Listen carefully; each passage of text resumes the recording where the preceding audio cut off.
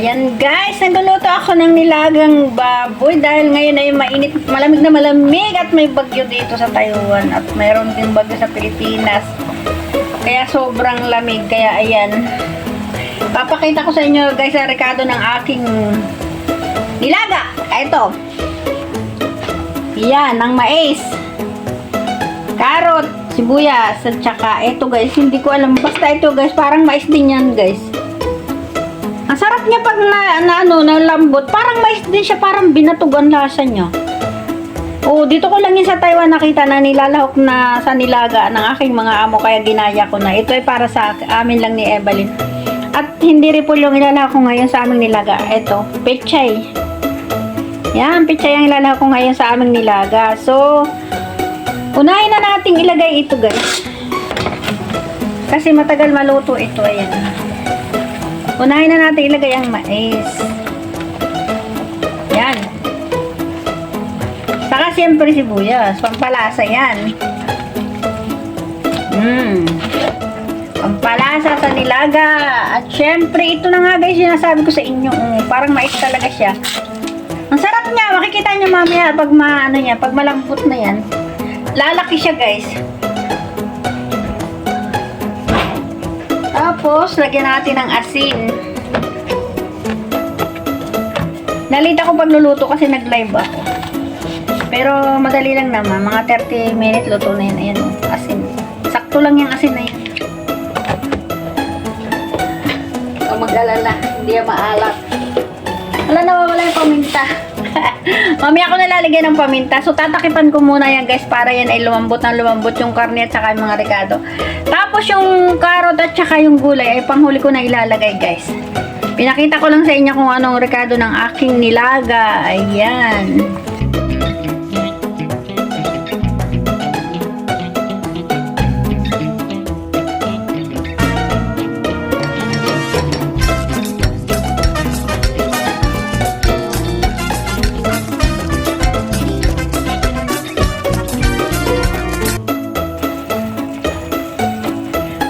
Ayan, feeling ko medyo malambot na siya guys. Lagay na natin yung carrots. O, diba? Feeling ko medyo malambot na siya, pero hindi pa yan. Tatakipan pa natin. Tapos ang ipanghuli natin ilalagay dyan ay yung pichay. Ang sarap niya guys, promise. Healthy talaga. O, tingnan mo naman. O, diba? Yan. Wait na lang ng sandali.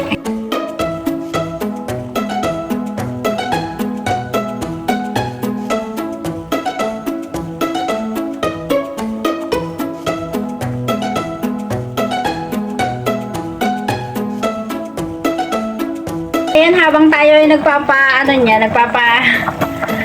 lambot ng ating nilaga, ay magpiprito naman tayo ng manok. Takipan ko muna siya guys.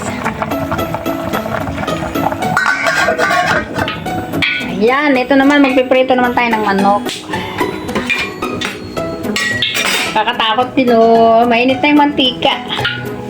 Hinaan ko lang para pag takot ako sa mantikang nakulo. Yan. Wait lang, kamayin ko na nga lang to. Kamayin natin guys. Ayan.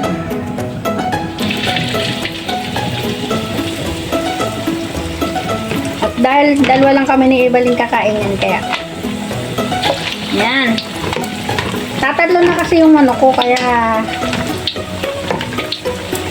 tatlong manok lang talaga yung nagawa.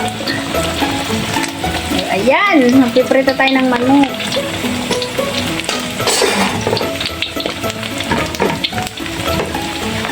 Sayang yung sauce. Lagay natin ano kasi ito yung pinag-anuhan ko, pinagmarinitahan ko dyan ay yan, itlog.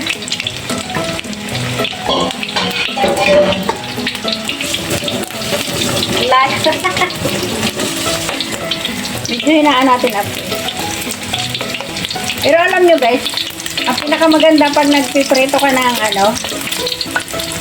manok, tatakipan mo yan guys. Para kung gusto mo na creamy yung prito mong manok, ilalakas mo muna siya ng malakas na malakas. Tapos bigla mong hihinaan, tapos bigla mong tatakipan. Ayan, pag may takip na, saka mo siya hihinaan yung apoy. Ayan, para na itong luto yung ibabaw. Takipan na natin siya, guys. Ayan. Lulutuin lang natin yan sa mahinang apoy, guys.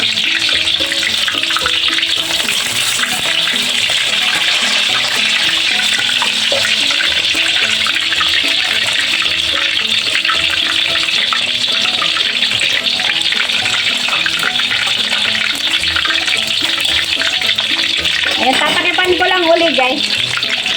Mahinang apoy lang ang paglulutuin natin yan, guys. Para yung loob dyan ay creamy na creamy. Tapos yung labas ay crispy na crispy. O, ayan. Ganyan lang ang pagluluto, guys. Ang pansarili at pwedeng pang negosyo. O, diba? O, at ayan, guys. Kung mapapansin ninyo, guys. Lumaki siya. Diba? Maliit lang yan kanina. Lumaki talaga siya, ayan. Ganyan yung mga pang-negosyo, maliit lang na hitayan, pero pag nalagyan mo ng cover, lumalaki siyang bigla. Kaya, pwede talaga siyang pang-negosyo, guys. Ang liit lang yan ng hita na yan, tapos biglang lumaki.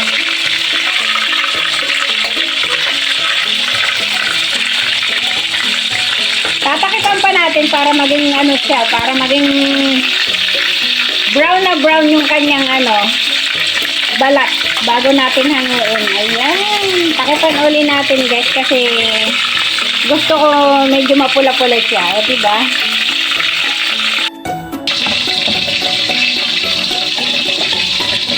Ayan, maluluto na siya, guys. Oh, luto na siya. Lagay na natin, guys, ito.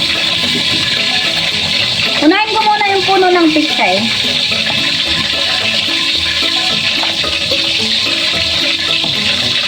Para, maluto muna yung puno ng pitsay. Panghuli na lang natin itong dahon. So, ayan. Pakuluan lang natin pakuluan muna siya. Saka natin siya ilagay itong pinakang dahon para hindi malabog. Luto na siya lahat yung mga niya, yung ibang ingredients. Ang sarap. Diba?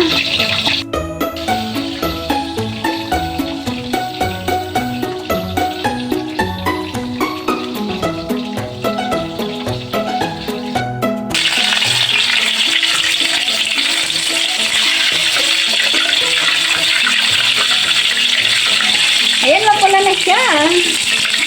Alam mo, guys, takot na takot talaga ako sa mantika. Kaya ang layo-layo ko talaga. Delikado pati yung aking cellphone ay malubog sa mantika. Kaya lumalayo ko ng todo. Ay, nako, yung pinakatakot na takot ko talaga. Kunting-kunting sandali pa, guys. At pwede nang ahunin yan. Takpan ko ulit. Niluto ko lang yan sa mahinang apoy, guys. Ganyan lang ang pagluluto ng fried chicken. Mahinang apoy para yung loob niya ay creamy na creamy. Takipan ko siya ulit. Ayan, at ito naman, guys, luto na yung puno ng nila. Ilagay naman natin, guys, itong pinakang dahon.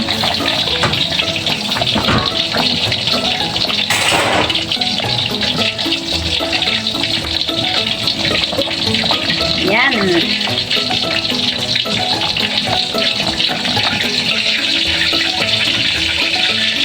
Wow, sarap. Parang kalimutan kong lagyan ng paminta. Yan. Actually, dapat pag nilaga, guys, ang pamintang ilalagay natin ay buo. Wala akong buong paminta. Yung buong paminta kasi, guys, nakakapagpasarap ng lasa yun. Kaya kung kayo lalaga, buong paminta talagang ilagay nyo para sure na sure talaga na masarap. Agoy, ang sarap ng tanghalian namin ni Evelyn. Ayan, ang masustansyang nilaga. So, Sobrang masustansyang nilaga. O, diba? Sarap! Pwede na natin patayin yung apoy na yan kasi nga, para hindi malabog yung gulay. Ayan.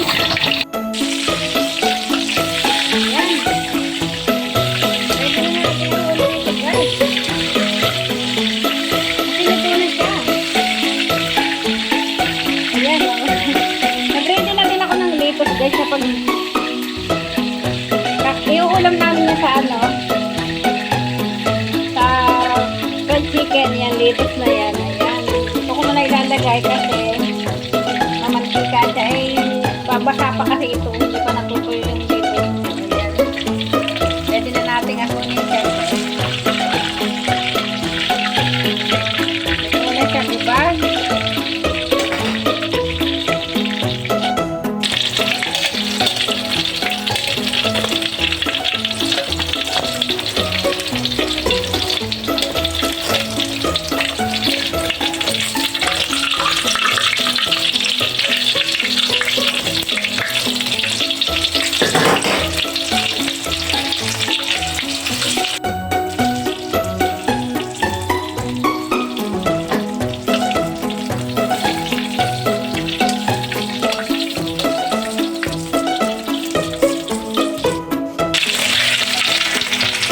Yan muna natin, patuloyin muna natin ng konti.